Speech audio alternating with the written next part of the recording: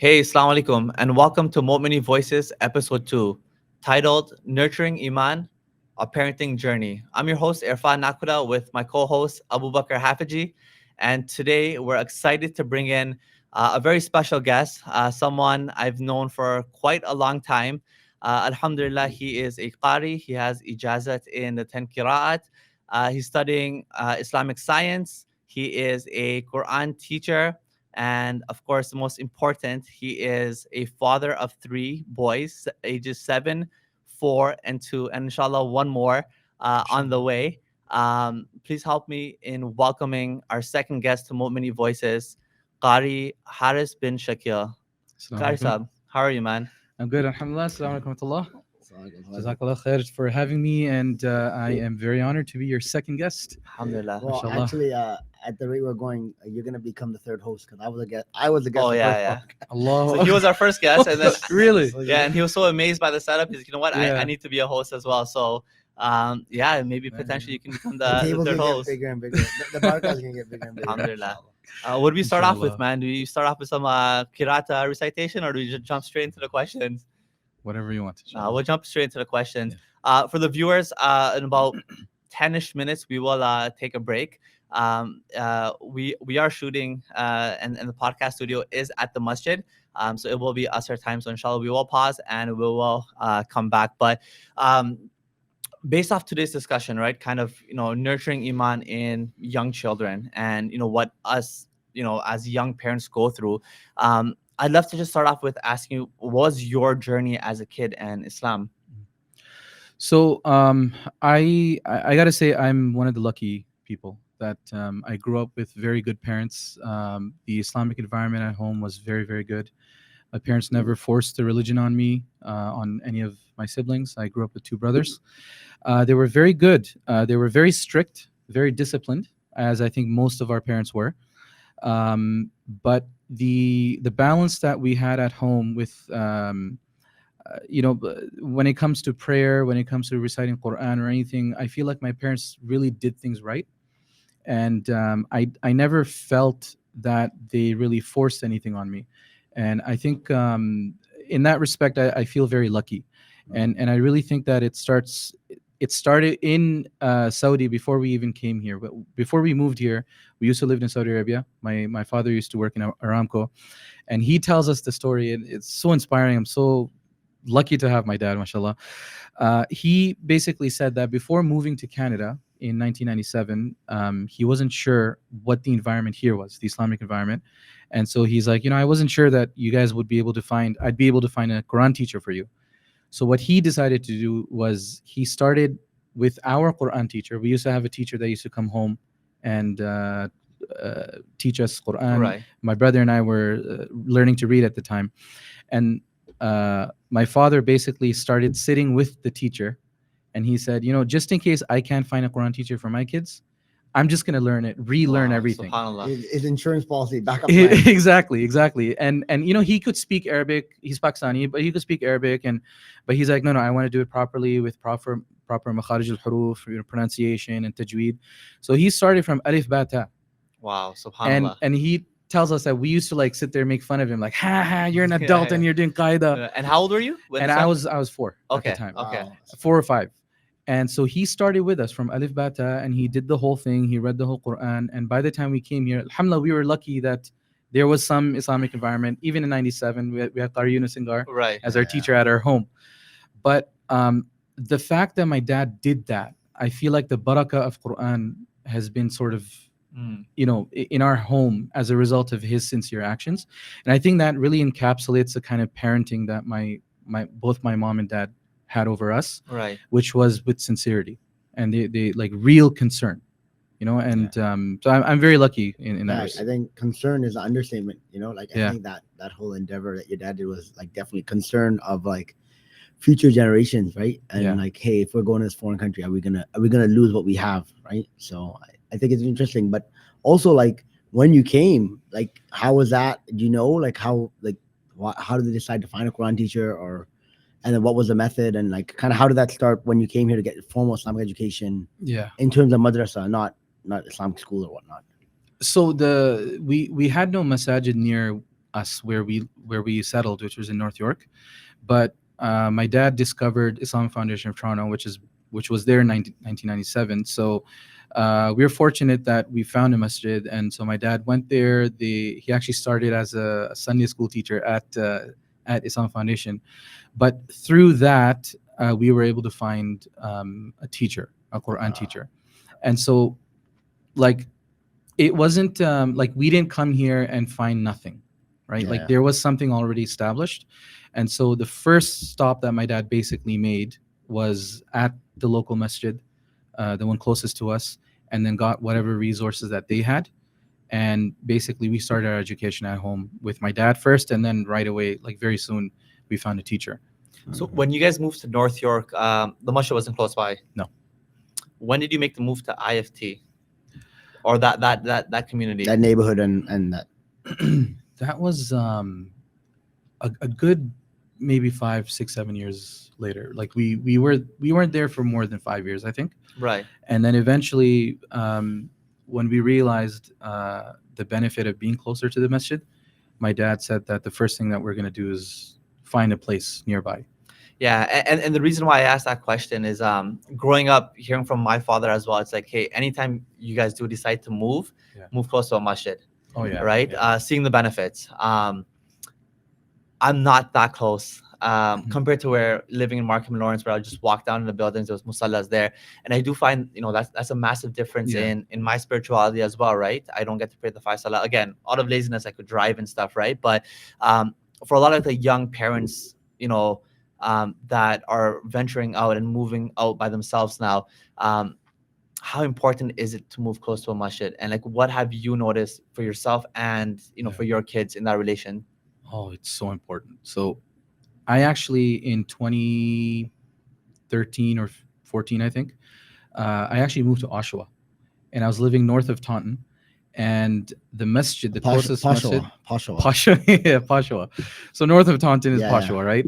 And the masjid there is south, and it was like a good 20-minute drive, which doesn't sound like a lot, but It's a lot. But it's a lot. That's Like, a lot. For like us, it's a lot. It's a long it's a drive. lot, It's it's a lot. a Exactly. commute for like a. So the difference in my desire or any of my family members' desire to go to the masjid in Scarborough, where IFT was close to us, versus there was huge. Like in the beginning, I was like very, I was motivated. I'm like, I'm going to go to the masjid and this and that. And that died down so quick. It's like going to Yeah. the gym and lifting like 50 pounds on your first week and just Yeah. like crashing out, Yeah. That's literally what happened, because like there's so much effort in going. And that's not to say like I have to be stronger, For right? sure. But we are naturally lazy people. Like human beings Yeah, are the lazy by human nature, right? instinct is like, let's Yeah. take the easy way out. right? Exactly. So a 20-minute drive to the masjid and a 20-minute drive back home, 40 minutes of driving just to go pray one salah. Salah's still worth it, but Yeah. but you become lazy over time.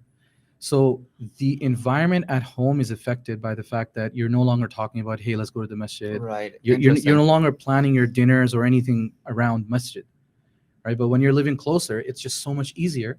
So you keep into account the playtime, the dinner time, the whatever activity time. Can we do this? Can we do that? Oh no, let's just go to the masjid. Let's pray first. So the access is everything. Like ease of access to a masjid, it will literally, I think, can change the culture of an entire family. SubhanAllah. So I know right before the podcast started, you mentioned that your 7-year-old, Yes. he loves to go to the masjid for Fajr. For Fajr, guys. For Fajr, Which yeah. is- I mean, I fight to get my kids to go for Maghrib. a lot of people fight to even just wake up for Fajr. So, Yeah. I mean, kudos to you guys, and, Yeah. Allah put barakah in that, Yeah. and allow him to kind of grow up following the sunnah and, be steadfast in salah. Ameen. Do you think that would have happened if you were still in Oshawa? Absolutely not.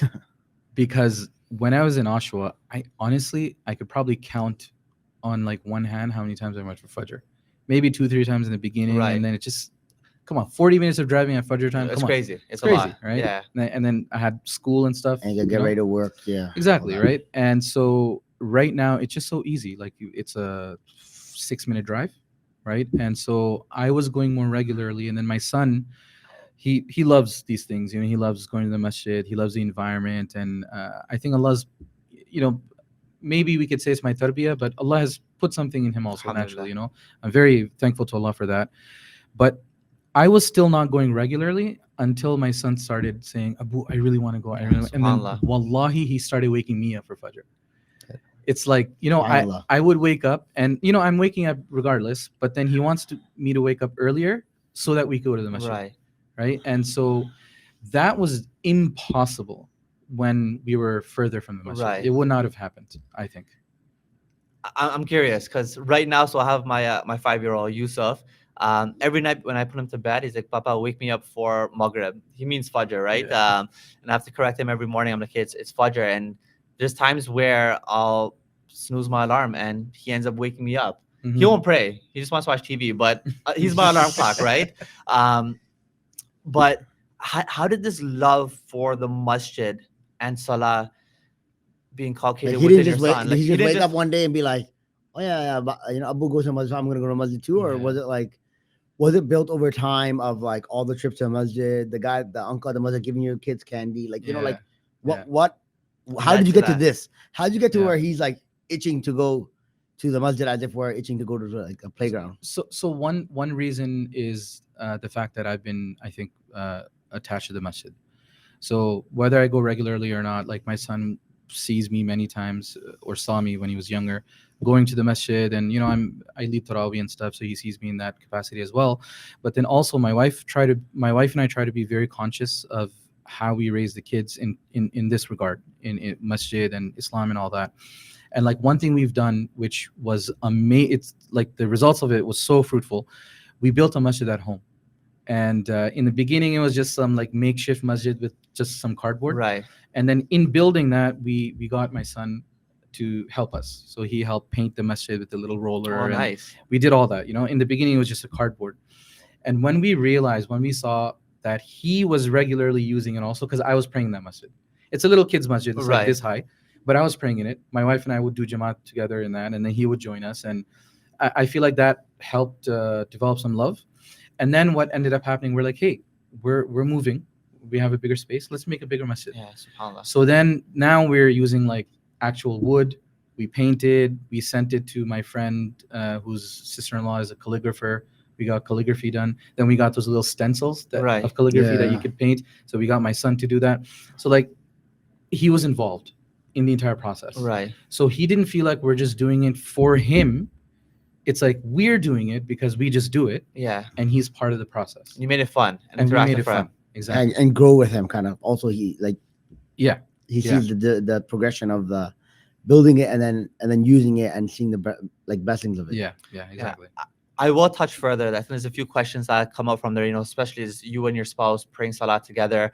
How important is that within the home as well? A lot of times parents just pray by themselves, right? But like I did mention, it is Asr time, so we will take a quick break, and inshallah we will resume this podcast.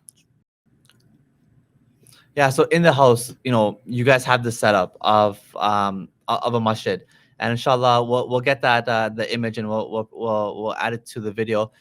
You touched on your spouse and yourself praying in Jamaat at home, kids following. Was that always a practice of your parents growing up, like, or is that something that you guys decided to come up with, and how has that been beneficial in your children, kind of getting that love for Salah and the religion?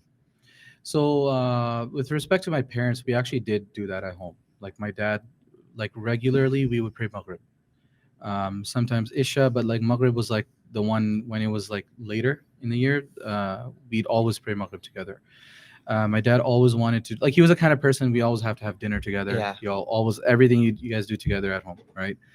So I sort of always had that in my mind, and I always thought, I want to do the same thing with my family because we loved it. Right. In the moment, sometimes it's annoying because like you're young, you don't want to be here, Yeah.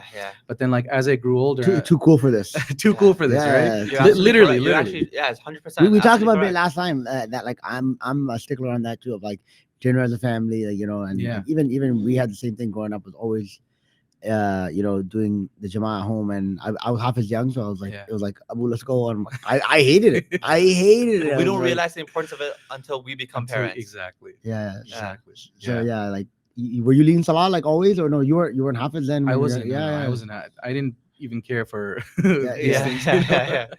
But my dad was always the one, and but like he instilled that into us. right? Mhm. The dinner together, salah together. And so even though it was annoying at the time, like I realized later, pretty early on, like once I got married, like right from the get-go, I'm like, okay, I think it's important I do this with my family, Right. with my wife right now, so we could do it with our kids, inshallah, right? So the salah thing, like we try our best. We don't always pray together, but we try our best. And then when we had kids, we're like, okay, we probably really should be praying more often, more together. Even if we're not praying in Jama'ah together, at least like the kids should be with us. Yeah. You know, the kids should be around us Like at turn the least. TV In- off, put the Legos away, Exactly. just be in the same room as us. Like we have a rule. If we're praying salah, the TV's off. If the adhan clock is going on, Yeah. TV's off. Even if they're watching TV, we pause. Right. Right? yeah. So like it creates that atmosphere that okay, something's important's happening, right? Yeah. And like what I was saying to you earlier before we started was like what we prioritize, our children internalize. And if we prioritize salah, even if they don't end up praying, even if they go through a phase where they don't pray, it's in the back of their mind, it's inside of their hearts. They will internalize that fully. Right. And at some point when the light switches, you know, like I went through a phase in high school, I didn't pray or anything, but eventually I remembered all the lessons from my dad, all the things, like it was all there inside me already. Yeah. The experience was already inside. And so The pleasant experience. the pleasant Yeah, you gotta experience, admit right? you're And weak. so like it wasn't so alien for me when I finally became religious. It didn't feel so alien for me because I had been through that with my parents. And I want to make sure that that's what I do for my kids also. Right. So that if my kids, and they might, you know, they might go through, despite my tarbiyat, they might go through some phase that's like they might be far from Islam. May Allah protect I mean, all our I children. mean, But if that happens, I want them to have familiarity with the good side, so that when it's easier to come back. Right. It's not alien when they come back. And so, praying together, I think it's probably one of the most important things a family could do. Right. Yeah, and I think Jazakumullah khair for sharing. I think the importance of Jamaat in general, right? I Yeah. mean, scholars always stress it. That last point actually, you know, I mean, for those that know me, and I think Abu knows, like in high school, same. I wasn't really practicing, Yeah. really far from the faith.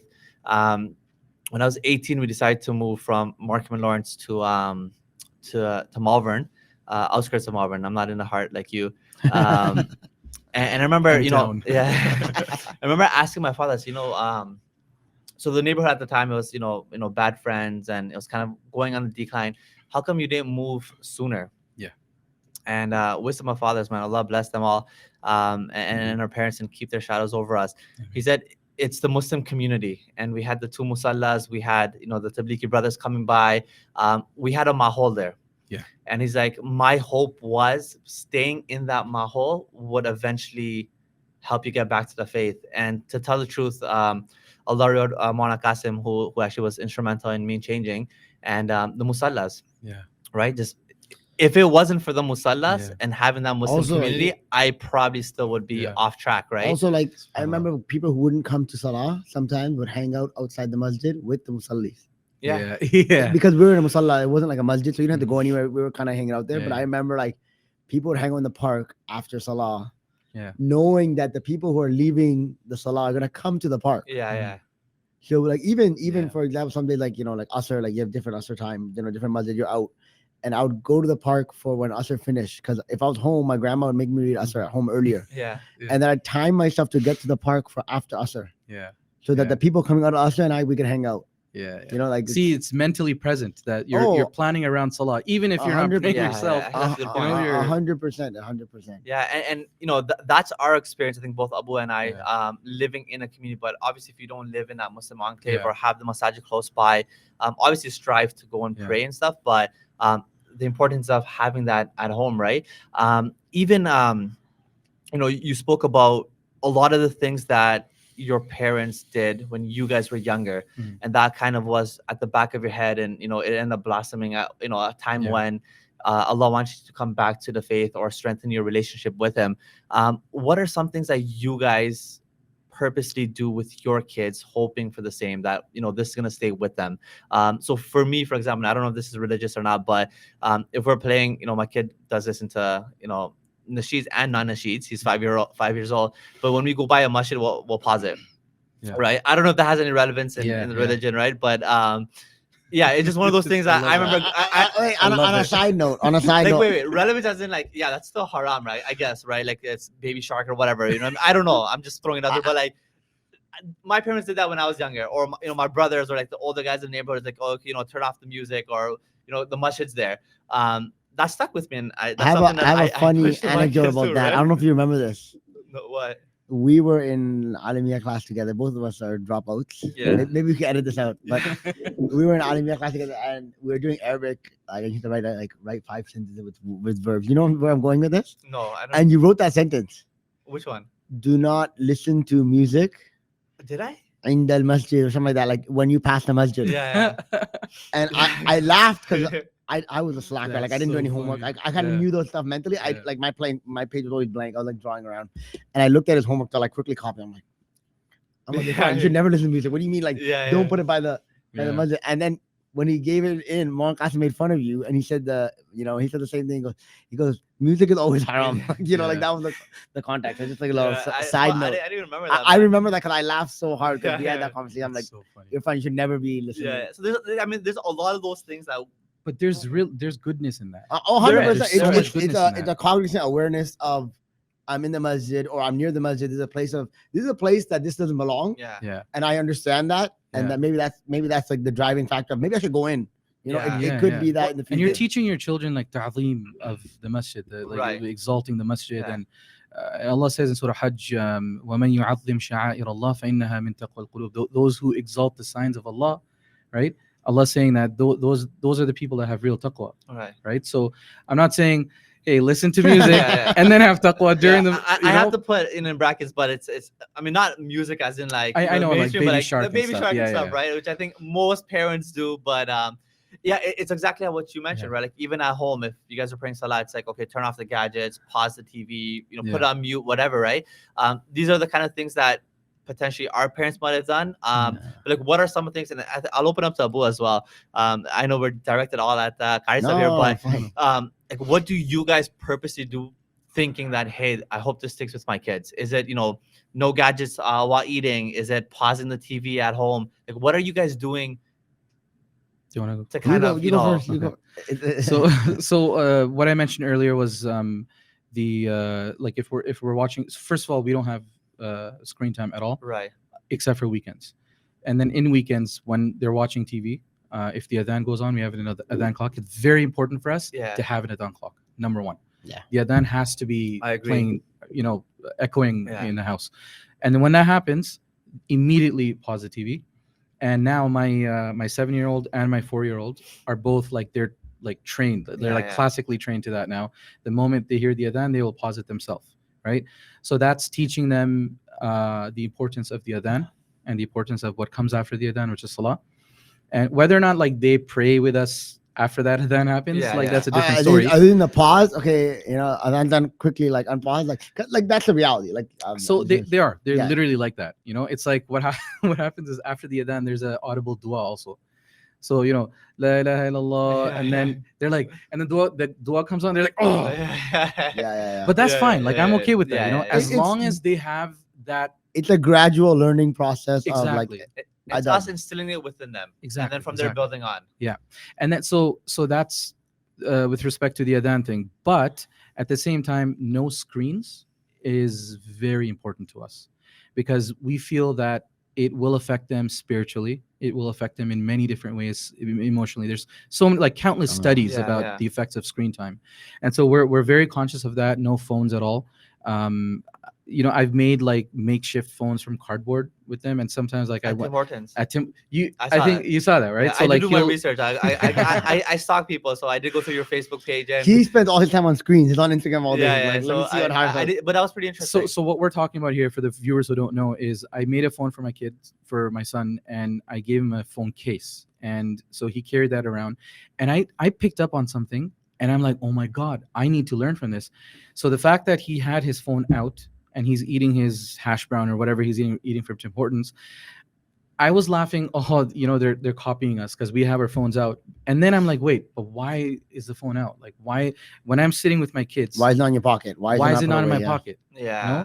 And like that's what I Oh, learned from that, interesting. you know. So I'm like, Yeah. okay, maybe that's not a good habit for him to be copying, even though it's like a fake phone. Yeah, But the phone shouldn't be there. It shouldn't be part of this It shouldn't be on the conversation, you know. table. It shouldn't be on the that's table, a good point. right? Hmm. So that no screen time. And then one thing I do, it's not related to like masjid or anything, but my wife and I, like I praise the heck out of her. Like I praise her so much. I call her beautiful, stunning, this and that. And I do it very, very purposely, mindfully in front of the kids. And I think that's modeling the sunnah of the Prophet ﷺ Sallallahu as alaihi well. wasallam. The Prophet ﷺ said that those who are, you know, inna min akmalil mu'minina imanan ahsanuhum khuluqan wa altafuhum bi ahli. The most complete faith for the mu'min is the one who is good in his behavior and the most kindest to his family. And so, like, if I'm kind and like, you know, very generous with my words towards my wife, I want my kids to be very, very consciously hearing that. Right. And like we see that now sometimes when we're going somewhere and my wife puts on a dress or does makeup or whatever. But my son, literally my 4-year-old, will be like, "Mama, you look stunning," Yeah.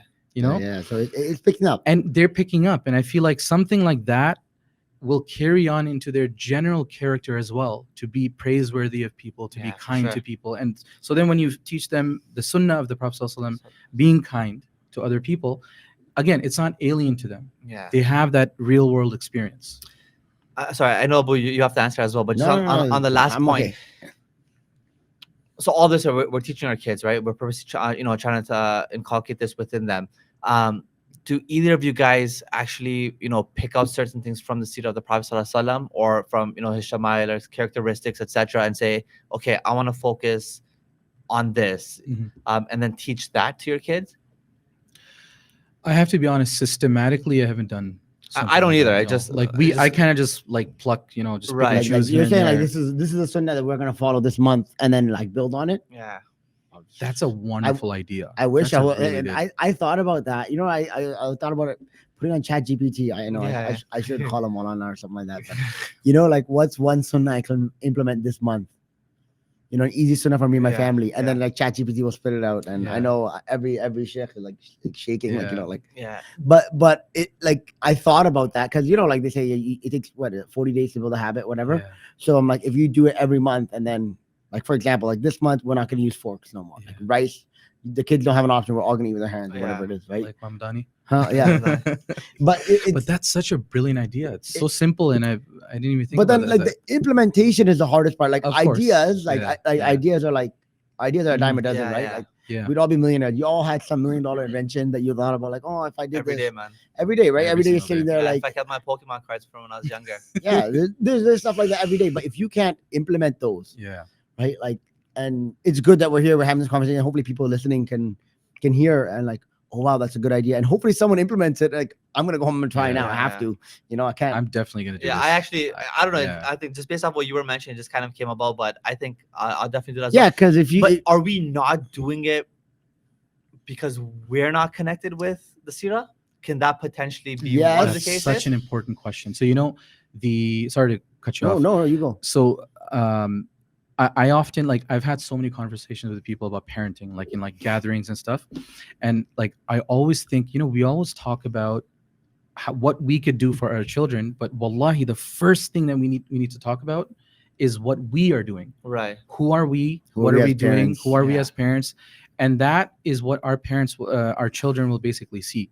Like, we can teach them whatever we want, but if they don't see it in our character, in the way we are with each other as spouses, with my friends, if they don't see it with the way I am with other people at the masjid or something, then they're not going to see a real world Right. practical example of the very thing I'm teaching them.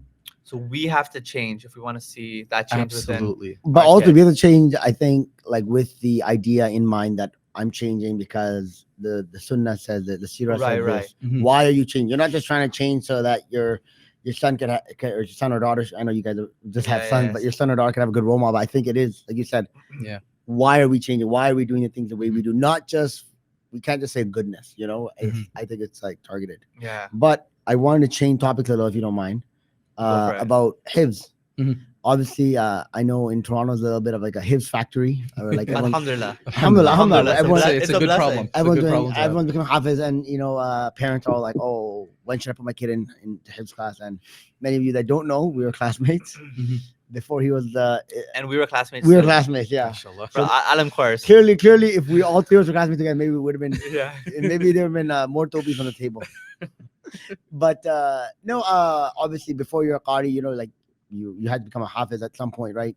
And I became hafiz at a young age. I did hifz in grade 5, so like 10, 11, Yeah. Oh wow. and I finished by grade 7. Mhm. But you were my classmate, and you were much older. You were, Yeah. like you said, you came in high school, and actually you finished after me. So Mhm. you came when I was kind of on my way out of high school, of Yeah. hifz. And people always ask, when should I put my kid in hifz? What was your journey with hifz? My journey was very simple. Like, I loved going to madrasa as a kid. Like not to like brag or anything like that. Like, I did well in madrasa. I got like first place at the Mhm. jalsa all the time. And it was kind of like the natural progression. I was like, you could say, quote unquote, like madrasa kid. Mhm.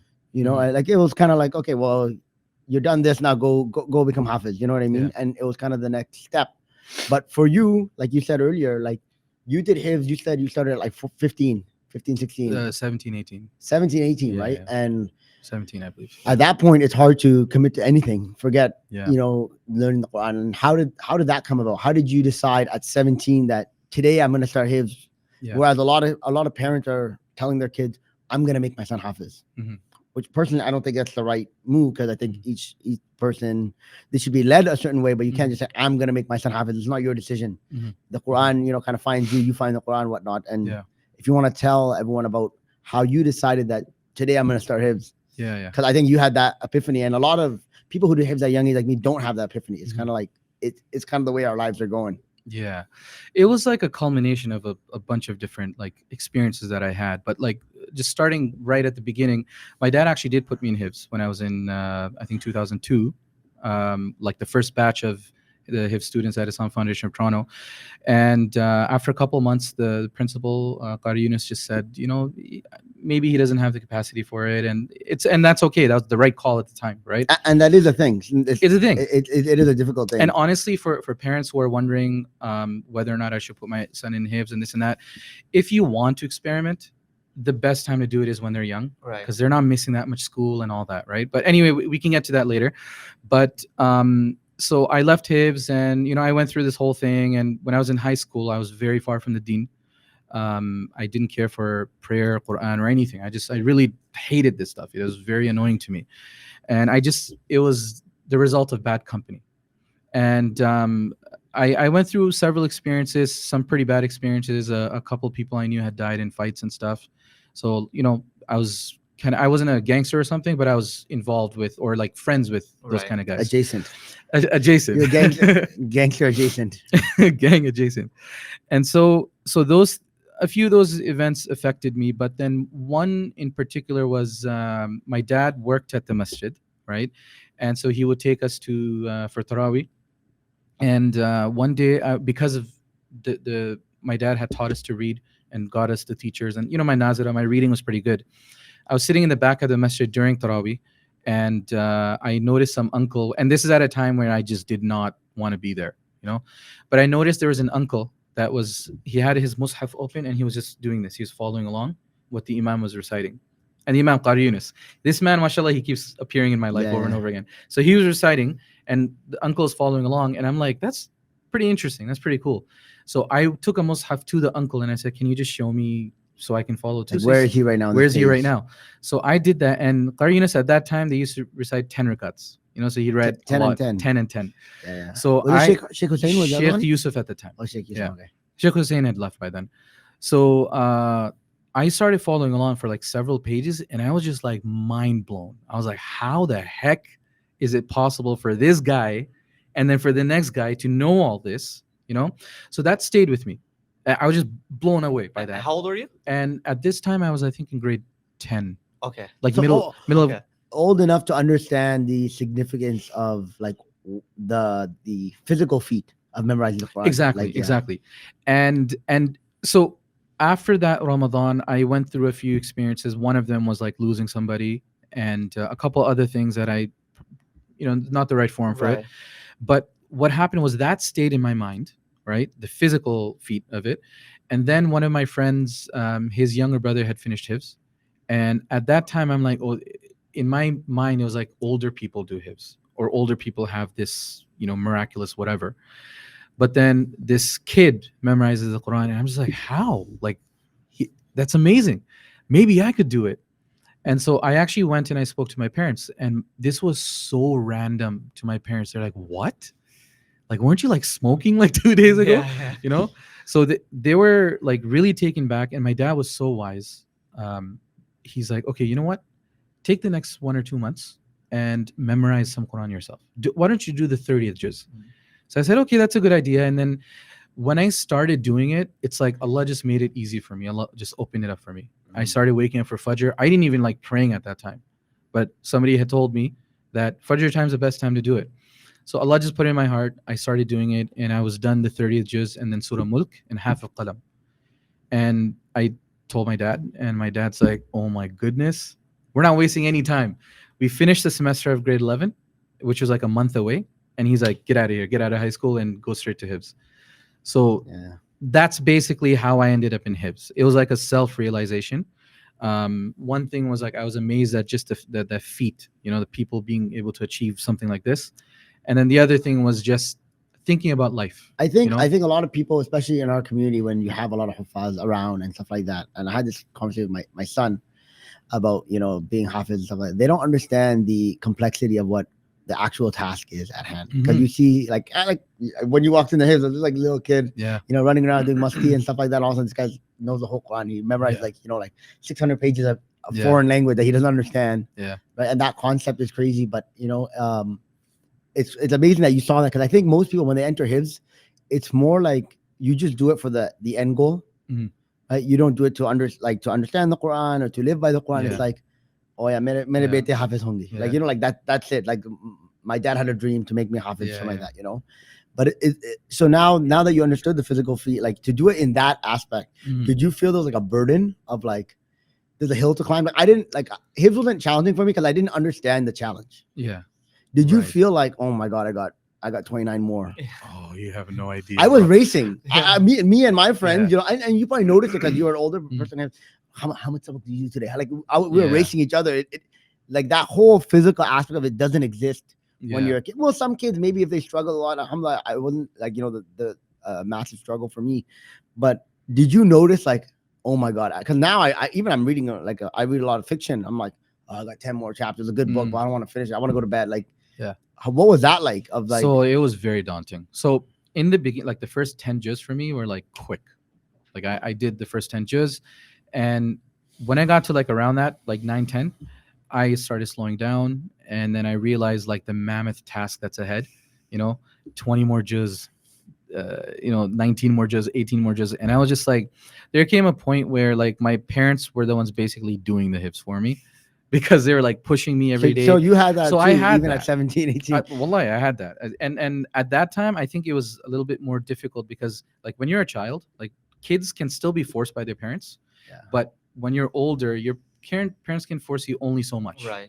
And that's what his was for me.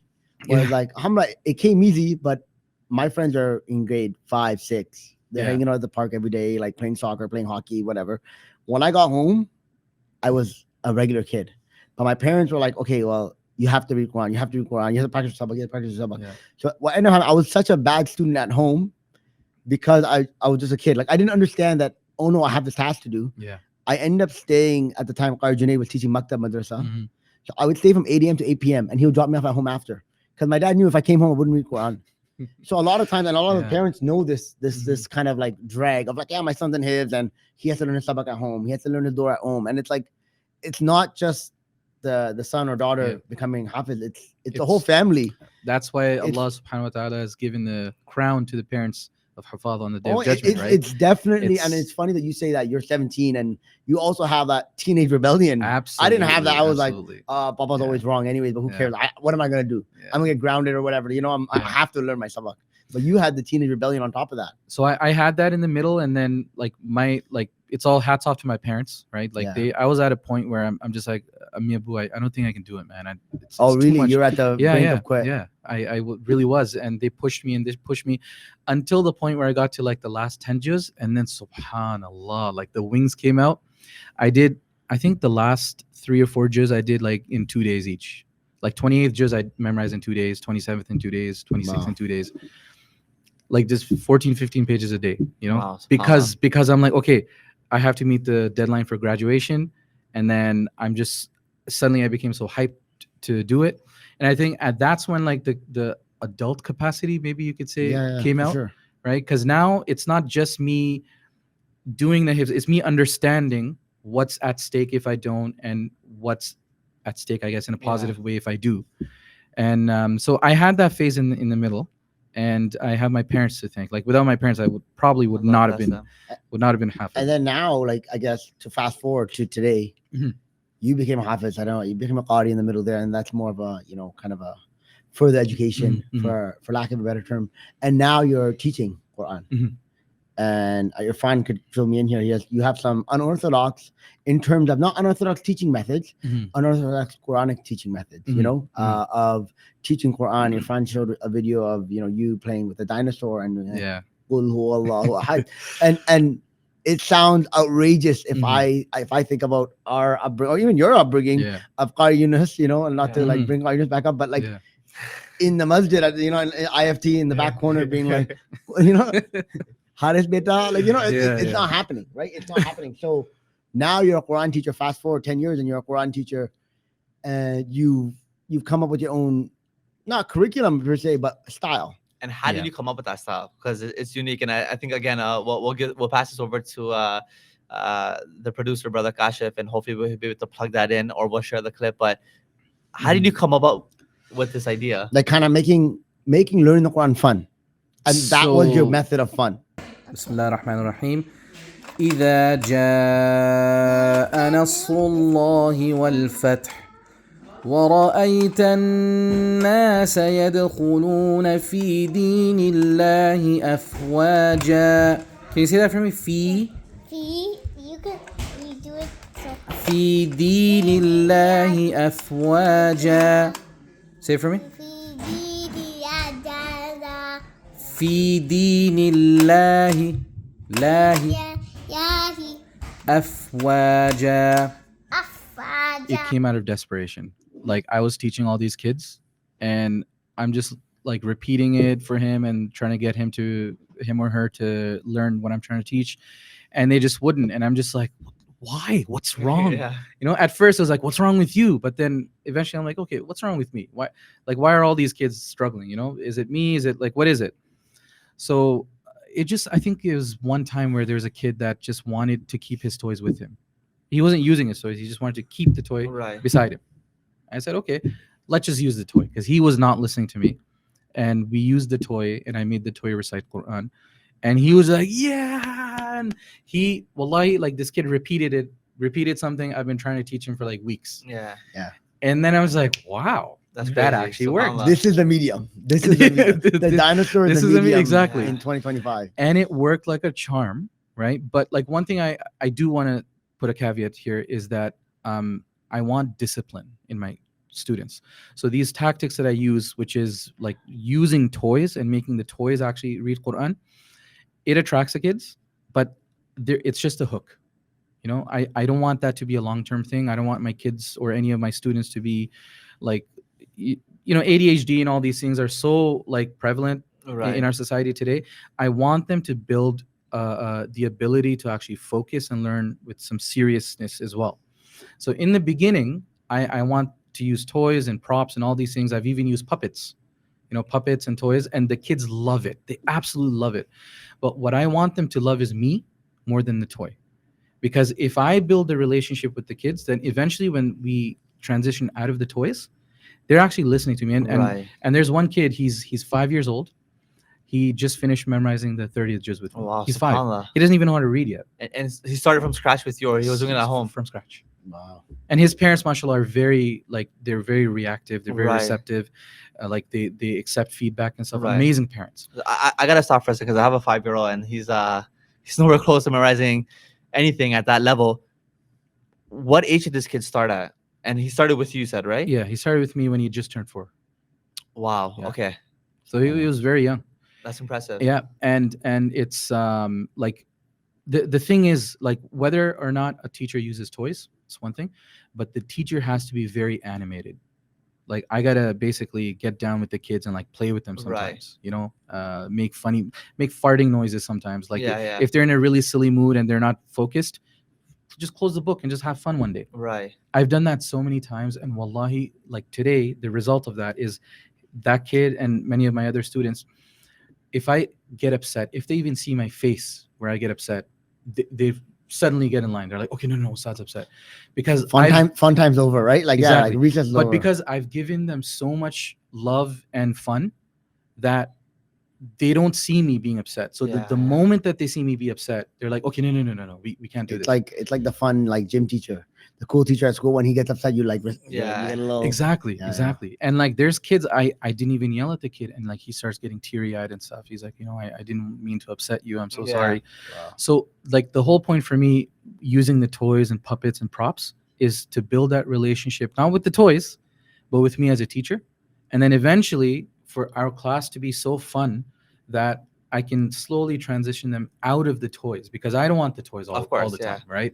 Like, at some point they got to get serious. Yeah, You yeah. can't be like, memorizing "Amma yatasaalun" and do it with a Yeah, they'll be Huh? leading Tarabi with that same puppet, man. exactly, right? What's the reaction of parents to this method? Like, when The- you first bring it out, because maybe some parents don't know that you're probably recommended. Oh, like, Paul Qari Harris is a great teacher, Mhm. and then you show up and you're making fun of the, like, you're pulling your ears out and stuff like that. Yeah. Are parents like, listen, I pay you to teach Quran? Like, Mhm. like, do you have that animosity, or are people more like, let him work? I've never had that animosity. Really? That pushback, never.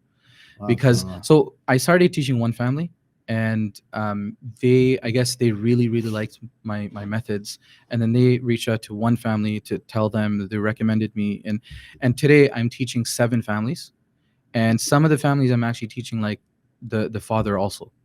So, and then we sit together Right. as like a family unit sometimes, and that literally was where the spread. Where it's spread word by Word of mouth. word of mouth. Yeah. Sorry, subhanallah. It's spread by word of mouth. I never advertised myself Right. except for that first time, and then eventually just one after the other, one told the And other. this is and private in people's homes, or do they do people's online, homes. or do they come to your place? in people's homes. Okay. So I used to teach at my house. I used to teach at other people's homes a long time ago also, but like, my own standards were pretty low. Like, I was accepting lower money, I was accepting lower standards, I was giving lower standards. Like, everything was just different. Yeah. But then when I started with these new kids, and when I had that little epiphany where they actually listened to me, Right. then that's when, like, I started doing my homework. I literally read up on techniques online Wow, from like subhanallah. psychologists. Like, I really put a lot of time into it. And I think the way the kids react to me is the reason why I've never had any pushback. Yeah. Like, no one said, hey, we hired a Quran teacher, not a clown, Yeah. Because that could be a pushback in some more traditional families and whatnot. But that's good to know. And For people not used to it, of course, it would be very alien to them. Anything new, right? Like, Anything we new, obviously take a right? step back, but Yeah. But hey, then it's me at the working, same time, like, I want to be serious, but I need a hook, man. right? So in the beginning, I'm like a clown, I guess you could call it. Yeah. But then I eventually get very strict, very disciplined. I don't want to say strict, Yeah. but disciplined, and it works. You know what? It's something that we spoke about, Abu. Like, so again, my 5-year-old's first time going maktab. Bright kid, mashallah. He hates going madrasa. I think a lot of kids I know around those ages, Yeah. they hate going madrasa, and it's like, why? It's okay, the Moana's yelling. We have to keep our head down. Mhm. Again, teaches discipline. We went through it back in the days. We used to get beats. Again, I don't endorse it, but at that moment, now looking back, I appreciated it. Right? It just made us a bit more tougher. But that's the one thing that when I speak with his madrasa teachers as well, or the principals, like, how do we make it fun for them, where they're still learning, but they want to come to madrasa? Like, he loves school. They get to dance, Mhm. play, run around, gym. And madrasa, like, I got to sit there, head down, Moisab's yelling. Like, how do we change that? Or do we just keep it the same? It's so easy to change it. Wallahi, in a it's so in a easy. maktab system, madrasa system. Yes. You know what? You know, all you need is a teacher to start smiling a little bit more at the students. So it starts with the teacher. It's Those about that It's- educating the teachers. The teachers, don't educate the kids first. Educate the teachers first. We should have some kind of education program for maktab teachers and Harris stuff. You know, Akhtar is gonna do the education seminar for all the maktab teachers in Toronto. but no, really, like I promise, if you just smile a little bit more at the kids and tell them, hey, good job, that's yeah, pretty good. Yeah. Wallahi, that will change the kids' attitude. Yeah, and we're not endorsing this, eh? So I know we'll probably take out a clip from here and there, and people are probably gonna get at us, but it's just we're just having a conversation, Yeah. right? So we're not endorsing changing the whole madrasa system, and you No, know, keep the system intact. Yeah, Just yeah. tell the teachers to smile a little Right. bit more. You know, I agree with you 100%. you know, and kids react to that. Kids are so like they're so hypersensitive to our facial expressions that if you smile at kids more often, they will behave differently. Yeah. So when a child walks into a class and the teacher's like Yeah. standard faces this, Berto, hey, Parni. exactly right. If that's like the standard thing, is that the memory the kid goes home with? Why would he want to go back? Fair. You get what I'm That's true, saying? yeah. It's not to bring it back to me, but even like my grandfather who used to be at Abu Bakr Masjid, he passed away in Ramadan 10 years ago. Allah yarhamah.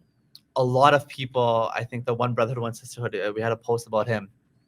The one thing they recall is when they come to the masjid, they'll call him what, the candy chacha? Yeah. Candy chacha, right? So Like, everyone called him Chacha, and he would have this vest, like this fisherman's vest that he wore every day. He was like the caretaker slash janitor slash like key guy. I don't know what he did. I don't know what his role was. I know he had the key, but he was just Yeah. there. He was like the guy who opened the door every day, right? And he would have this vest on, and like if you gave him like sadaqah, he'd put in this pocket, like zakat this pocket, and then candy, and he'd give you like he would remember like, oh, Abu doesn't like the mint candy, Yeah. and he'll give me like a Werther's, like old Yeah, people yeah, candy, yeah. you know what I mean?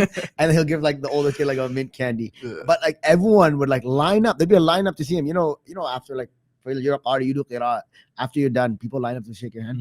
When there was an event at Abu Bakr, yeah, your father go meet the sheikh. All the kids are running to Candy Chacha. Chacha. Yeah, oh yeah, like literally, and he would have the biggest smile, like be giving out candy to everyone. So like, yeah, I think the smile is like, like you know what's so I amazing bring that is- up for that purpose, right? Yeah. Like just that smile, Yeah. for those stats to bring a candy, the Yeah. kids leave with a candy. I'm not saying every day because it does get expensive, but like doing the basics of putting a smile on a kid's face. Yeah. And I think that could really help transition them from, hey, I hate going to madrasa to Papa, I want to go to madrasa. Yeah.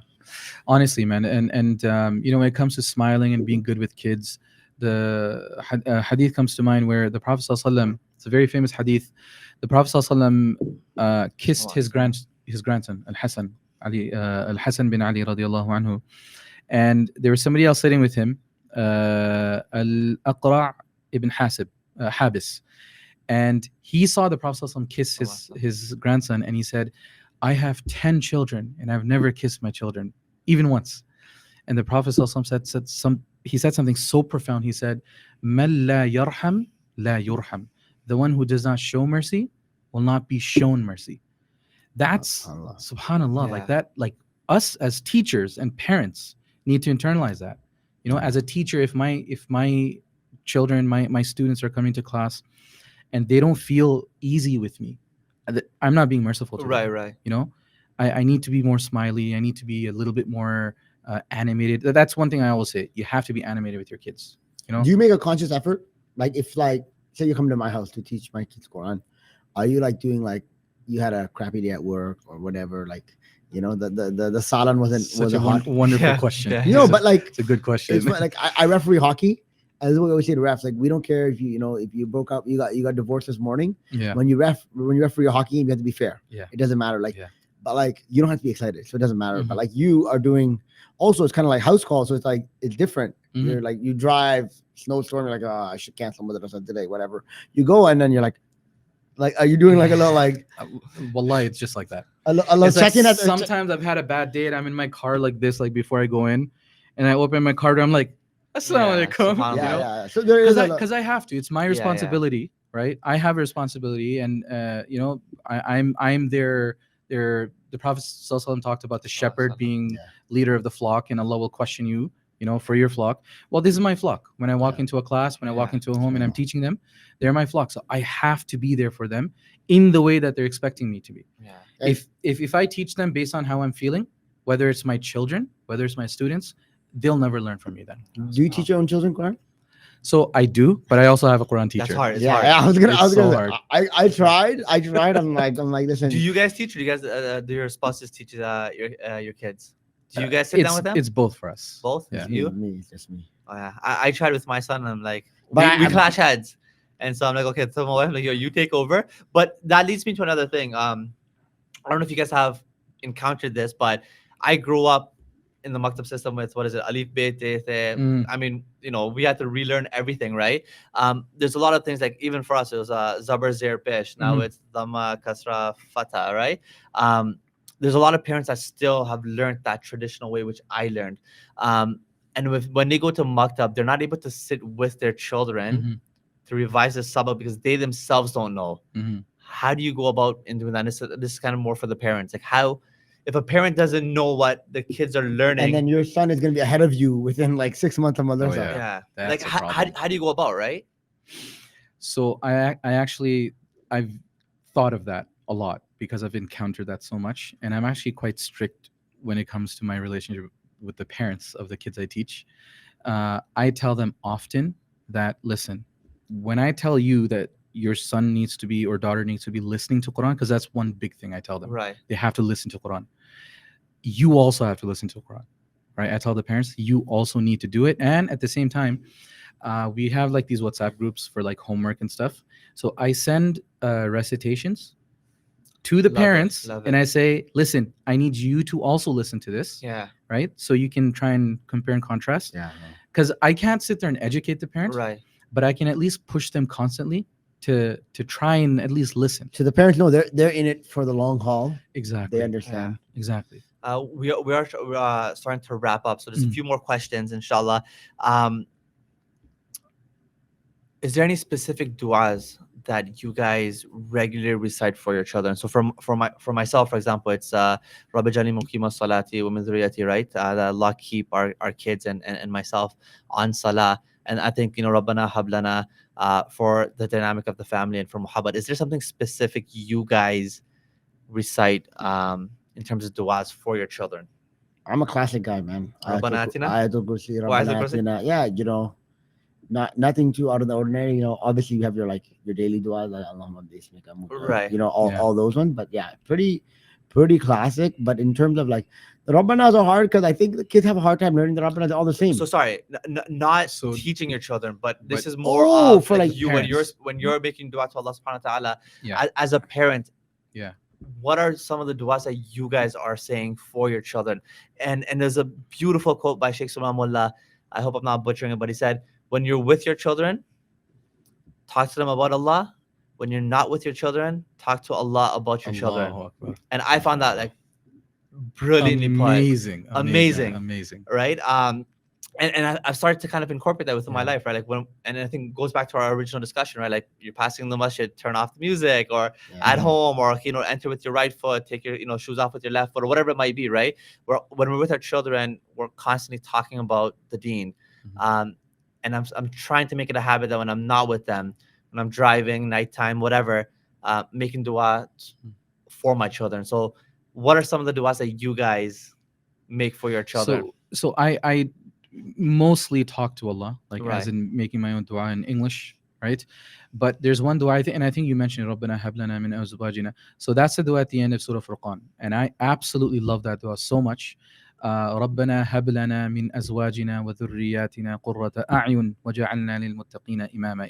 It addresses like every important thing that we want. ربنا هب لنا من أزواجنا وذرياتنا. Allah, we're asking Allah subhanahu wa ta'ala to give us righteous spouses and dhurriyatina, our offspring. Qurrata a'yun, right? The ones literally translated the coolness of our eyes, but it means those who we will be happy with in their righteousness, because of their righteousness, right? And then وَجَعَلْنَا لِلْمُتَّقِينَ إِمَامًا. We're asking Allah subhanahu wa ta'ala to make us good leaders, right? Make us good leaders for our progeny, for our spouse, for our family. This is one of my favorite du'as in the Quran. There's Rabbi ja'alni muqima salam, Ibrahim alayhi salam's dua Right. as well. But this one, like, I love this dua because of where it's situated in the Quran, and I would encourage everybody listening to actually go to the translation from Surah Furqan. I don't know the verse number, but from Tabaraka alladhi ja'ala fis sama, Allah Azza wa Jalla is it describing the qualities of a believer, and embedded within that is the dua for us to make dua for our children, our progeny, and for us to become leaders. Right. And So- I love that. For those of you that don't know, it's the last ruku of Surah Furqan. The last ruku, yes, So the just a last heads ruku up. of Surah Furqan, right after the sajda. And if you're into listening to the audio, Sheikh Luhaydan, It's very amazing, popular- amazing. Oh, is that the Sheikh Luhaydan that's clip, his famous clip? it's that same. It's very popular qira'at ruku. Like Right, people read right. it in Salah a lot. Okay. But the Sheikh Luhaydan clip, the one Yeah, that went yeah, like yeah. super viral, Right. that's that exact. Mhm. Is that where he talks about the shuhada as well? No, no. That's the clip I was thinking about Sheikh Luhaydan. No, where he changes his voice. Oh, that's Surah Al Imran. That's That's what okay. you're talking about. Yeah. Yeah, yeah, Of yeah, Sheikh that's something Luhaydan. else. Yeah, yeah. Um, But yeah, Surah Furqan, the last, I don't know the verse number, but the last ruku. right. Right after the sajda. Right Yeah. after the sajda. Perfect. Any advice for parents on how they can help their kids connect to the Quran, to the religion? Any final words? Yes. So it's at the risk of sounding repetitive and redundant. You as a parent, me as a parent, we have to change first. We have to build a relationship with the Quran, with Allah subhanahu wa ta'ala. And we have to allow our children to become observers of our relationship with Allah first and foremost.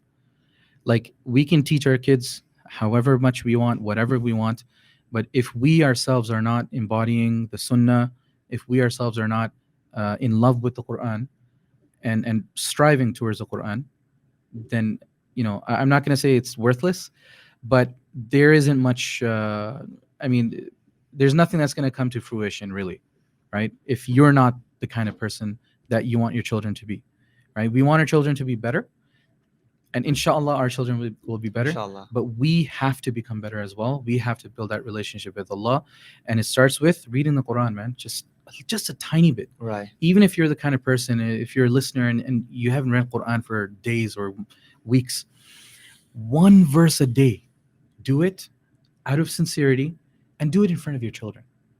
If they see you do it, then it's just easier for you to connect and pull them towards you in something as good as reading the Quran.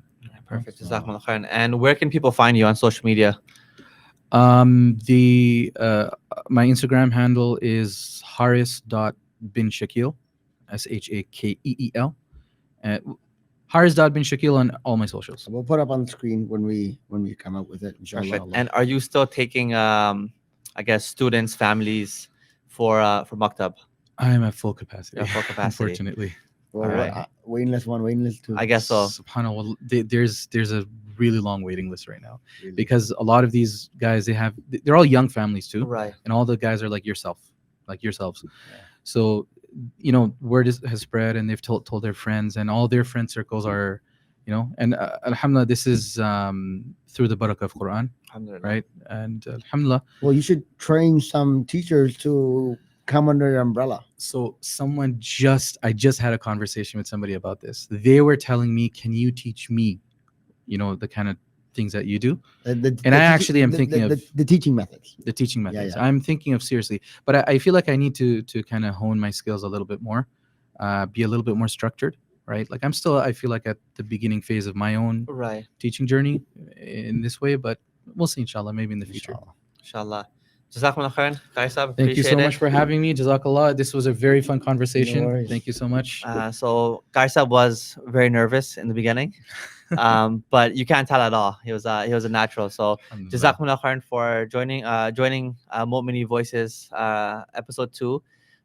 Inshallah, as Abu mentioned in the beginning, you'll probably become the third host as well down the line. Big thank you as always to the producer in the background who makes everything happen, Brother Kashif. So Jazakumullah khairan, Brother Kashif. Abu, thank you very much. And to all the listeners, Jazakumullah khairan for tuning into episode 2 of Mu'mini Voices. Like, subscribe, share, leave some nice comments. Today I did wear my topi because I think the number one comment I received was Irfan looks old, and his bald spot is showing, especially with the lighting in the back. So please, all nice comments, and inshallah, stay tuned for the episode drop and episode 3. Assalamu alaikum wa rahmatullahi wa barakatuh. So,